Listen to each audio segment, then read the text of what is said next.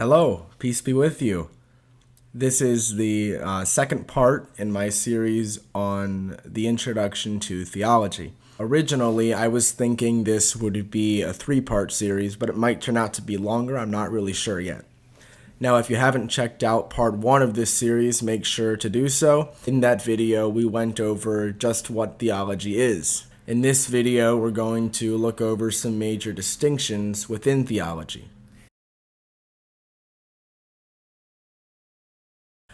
Now, the first major distinction that we're going to see within theology is going to be the distinction between scholastic and positive theology. And these are going to be two different ways of going about doing theology. So it's going to be a distinction in the mode, in the manner of doing it, rather than a distinction in the matter. So as we said before, prior to doing theology, we have to be able to see and examine what exactly the magisterium asks us to believe. Now, one thing you can do after that, which is very helpful to the church, is locating those teachings of the magisterium in the sources of revelation. For example, the magisterium teaches us that transubstantiation is true. So one thing that would be important for us to do is to look at tradition, to look at scripture and say, okay, where do we see transubstantiation? And part of that might involve sort of dissecting the proposed belief into different parts and finding each of them in the sources of revelation. But however exactly you go about doing it, that is positive theology. Now, I feel that scholastic theology, which we'll get to, has a lot more of the glitz and the glamour than positive theology. But it is important that we show some love to positive theology. It's crucial in basing our beliefs so we don't, go off the deep end in our own speculations. It's also very helpful for our interactions with non-Catholics because they're not going to accept our magisterium itself. And so they'll say, well, where is that belief even in Revelation, which you're supposed to be the custodian of as the magisterium? And so positive theology tells us just that. It says it's right here. It's in the book of Colossians. It's here in St. Augustine. And of course, a big part of the endeavor of positive theology is going to be to prove that it's sufficiently contained, which is going to entail proper distinctions between tradition and scripture, because obviously, the book of Colossians and St. Augustine don't have the same authority. But a positive theologian is going to have a great understanding of exactly how much needs to be shown for the idea to be proven. Next, we have scholastic theology. And, most people have kind of a hazy idea of this, sometimes with a positive and sometimes with a negative connotation. But the general idea a lot of people have is that scholastic theology is just the theology that existed in the High Middle Ages. They're going to see it as more of a historical division than anything that's within theology itself. But that's not right. It's a methodological distinction from positive theology. Scholastic theology is going to proceed in a more speculative way. It's going to take the dogmas and the Catholic beliefs that are proposed by the magisterium, and it's going to further elucidate them through different methods, which we'll talk about later. Now, some people don't like scholastic theology. They think that it's too dry or something along those lines. Of course, that's not true. Many of the great scholastics were also wonderful mystics, like St. Bonaventure, like St. Thomas. However, people continue to peddle these ideas largely because they've noticed that there's a lot of information that's known to the scholastics that they lack, that they often don't want to take the time to learn. So I think that acedia or sloth is actually at the root of a lot of scholastic theology. It could also be the case that people who have a disdain for scholastic theology have their own pet theories that are easily dispelled by it, and they don't want that to happen. However, you should never let anyone discourage you from pursuing knowledge about scholastic theology. It was the method of some of our greatest theologians. I mentioned St. Thomas and St. Bonaventure. There's also John of St. Thomas. There's Billard. There are many people in many different traditions. You have Blessed Scotus. You have so many theologians, and that's just skimming the surface of this beautiful, wonderful, rich, deep method of doing theology that has blessed our church for centuries and centuries and centuries. And it's been approved by pope after pope. Pope St. Pius X approved of scholastic theology. Venerable Pius XII approved of scholastic theology. Pope Leo XIII, he launched the whole Leonine revival of Thomism. So no Catholic should ever have any sort of disdain, any sort of discomfort with scholastic theology. There's sort of a poetic, helpful way to understand the distinction between positive and scholastic theology, which is that positive theology is the intellect seeking faith. The intellect is viewing what's been proposed by the magisterium, finding it in revelation, seeking faith. Whereas scholastic theology is faith seeking understanding, which are the famous words of St. Anselm. Now we're going to summarize the methods of scholastic theology through four sort of techniques that show forth the power of this method. First, scholastic theology takes those revealed truths that are less well-known, less obvious, and makes them clear through the more well-known, more obvious revealed truths, showing that it leads to them. Scholastic theology also deduces further truths from revealed truths. It explicates revealed truths by using analogies to things that are more clear to us.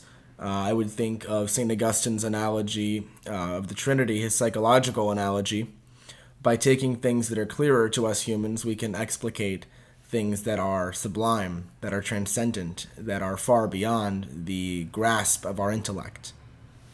The fourth technique of scholastic theology is going to be taking all of these revealed truths, all of these deductions, all of these analogies, and fitting them into one system. It's going to be complex, but it's going to be coherent. Everything fits in with everything else. They say Shaban was a theologian who excelled at this in particular. He was great at showing how the different truths of the faith connected with one another. It's like one great big watch. There's all these gears, all these truths fit together, and sometimes some prideful theologian or philosopher, not realizing that he will disrupt the entire system, tries to take out a gear, a cog that he does not like.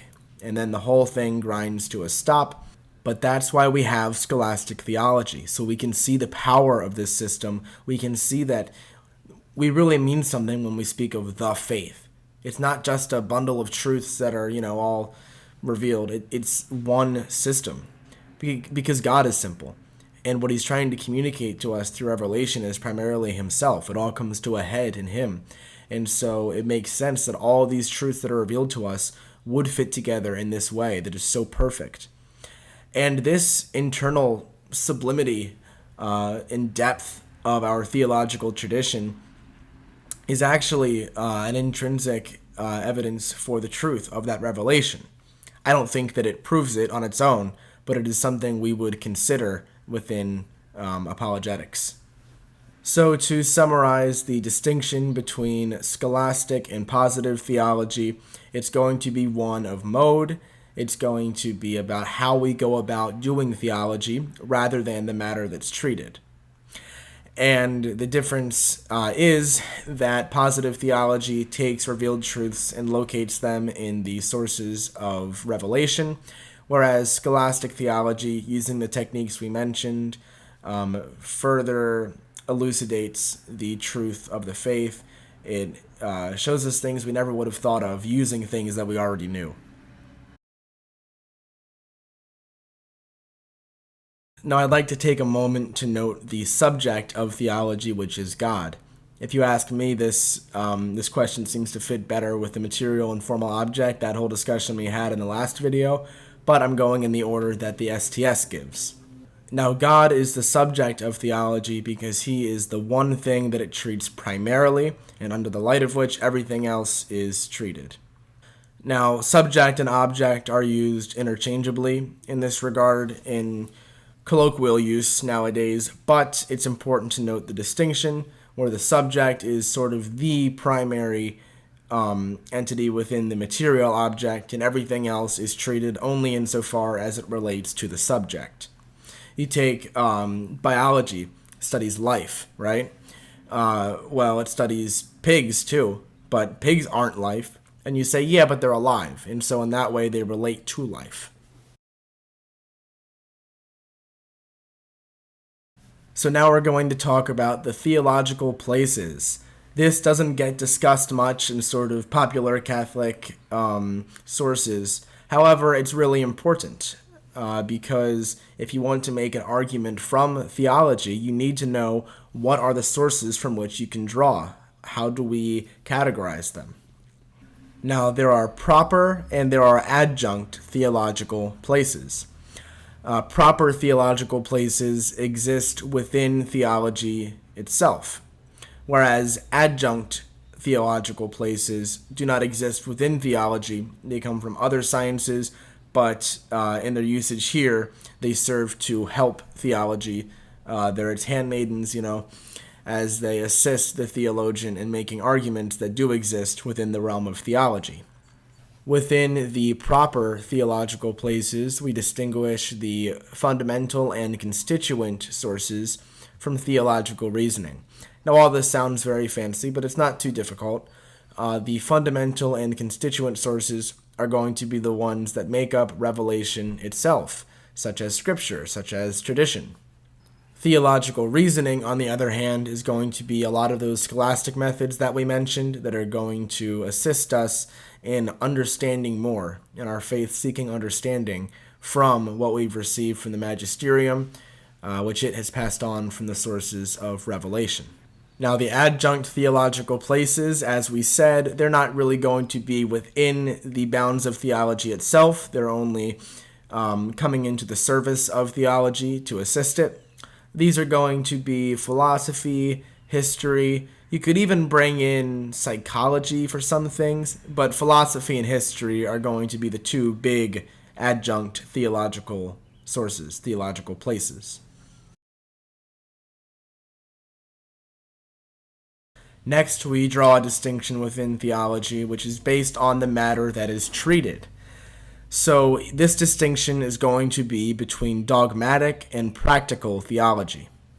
Now, practical theology is going to be concerned with all those things which tend to governing the actions of man in an immediate way. Dogmatic theology really is going to cover everything else. There's going to be a lot of interplay between these two, so we don't want to draw much of a separation between them, although the distinction is important. If you read St. Thomas's Summa Theologica, he does that well. He incorporates them all into the one work, so you know they're not completely separate, but he does distinguish which parts of the work treat these different subjects. In the second part of the Summa Theologica, in Prima Secunda and Secunda Secunda, you're going to see practical theology treated very well. Now, within practical theology, we can distinguish moral theology, ascetic theology, and pastoral theology. Pastoral theology is going to be the theology of, leading other people spiritually, which is not going to be relevant to most of us, but it does exist within practical theology. Now, moral theology is going to consider human actions insofar as they are licit or illicit. It's going to be considering, whether things are sins. And if they are sins, are they mortal? Are they venial? How can we determine this? Those are going to be the questions of moral theology. But ascetic theology is going to take us further. It's not just saying what is a sin and what's not. Ascetic theology is going to be saying, how do we grow in the spiritual life?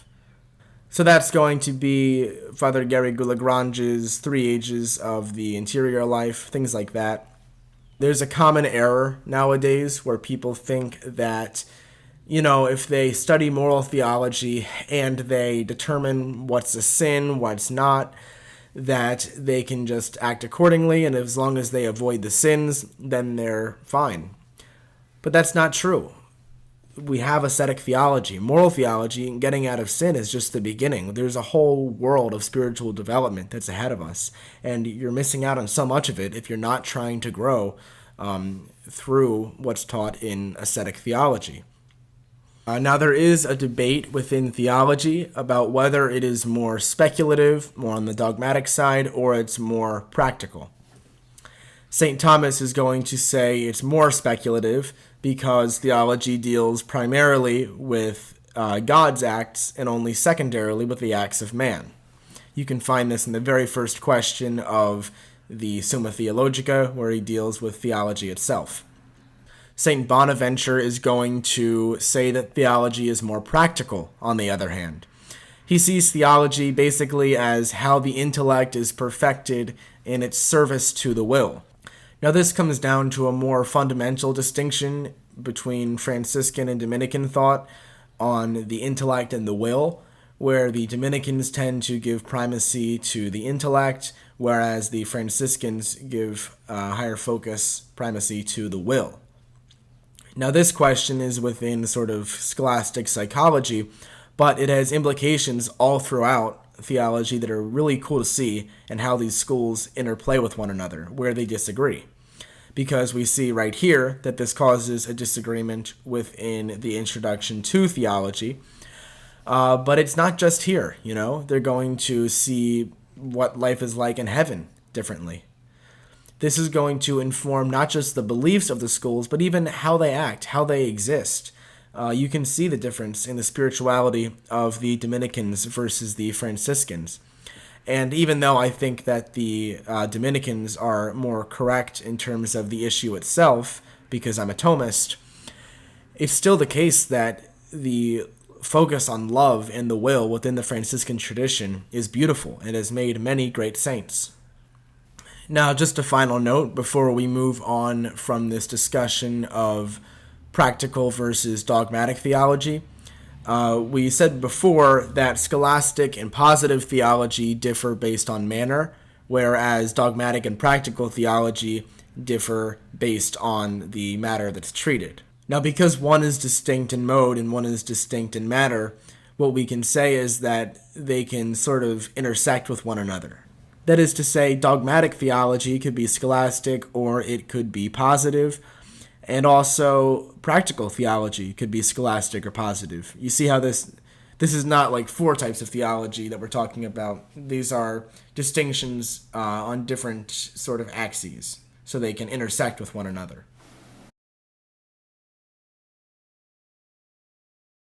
Now, sometimes people speak of Kerygmatic theology. It comes from the term kerygma, which is a Greek term that refers to proclaiming. So Kerygmatic theology is going to treat the matter of preaching, of proclaiming the good news, and the very heart of it is going to be Jesus Christ. Now, I would have to side with the STS, which is going to tell us that it really doesn't need to be its own sort of theology. You could put it within pastoral theology, but it is fair to say that this issue warrants its own treatment at times. So I hope you enjoyed this video. We've gone over a couple distinctions within theology. We've talked about the dogmatic and practical distinction. We've talked about the positive and scholastic distinction. Those are really the two biggies. We talked a bit about what Kerygmatic theology is, how that fits in, and we went over the theological places. But until then, God bless you and Our Lady keep you.